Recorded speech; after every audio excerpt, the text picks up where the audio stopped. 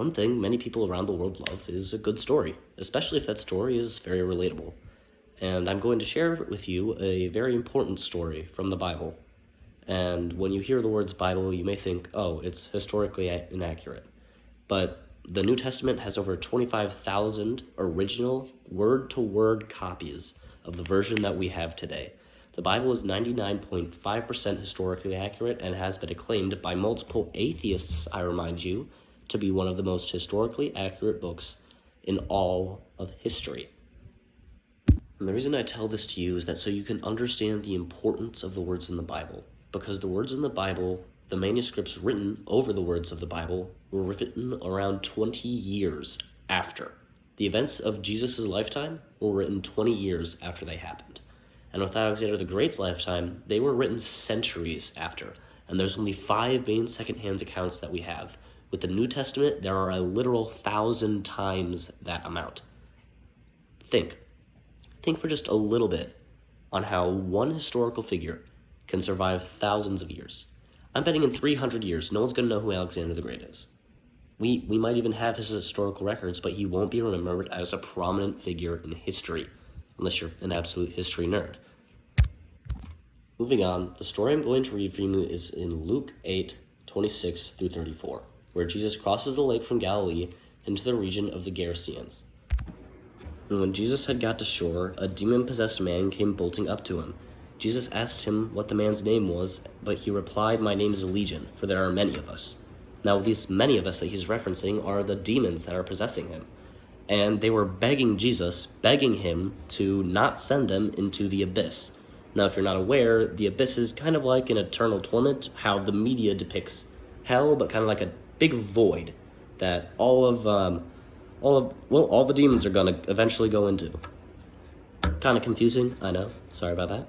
But continuing on, the Gerasene people's reaction to Legion was to try to chain him up or bar him in. But it didn't work, and through inhuman strength, he ripped these chains off, but also ended up torturing himself in the process.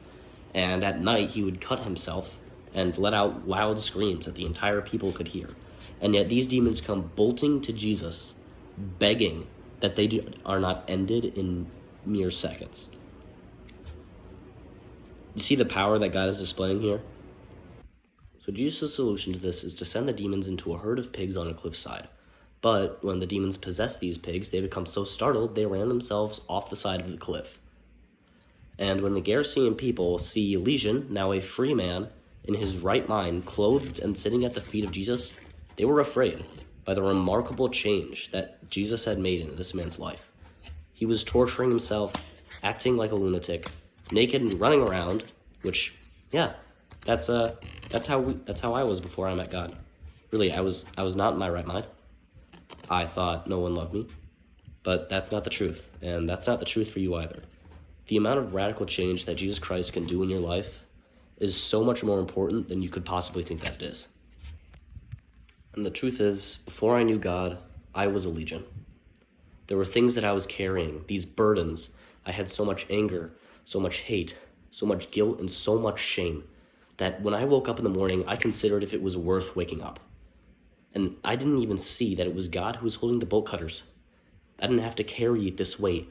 I didn't have to listen to these demons who were affecting me in my everyday life, making it seem like my life wasn't worth living, like I wasn't loved, that I didn't have any hope. But that's not the truth. I have an infinite amount of hope in Jesus Christ. I know that he's true.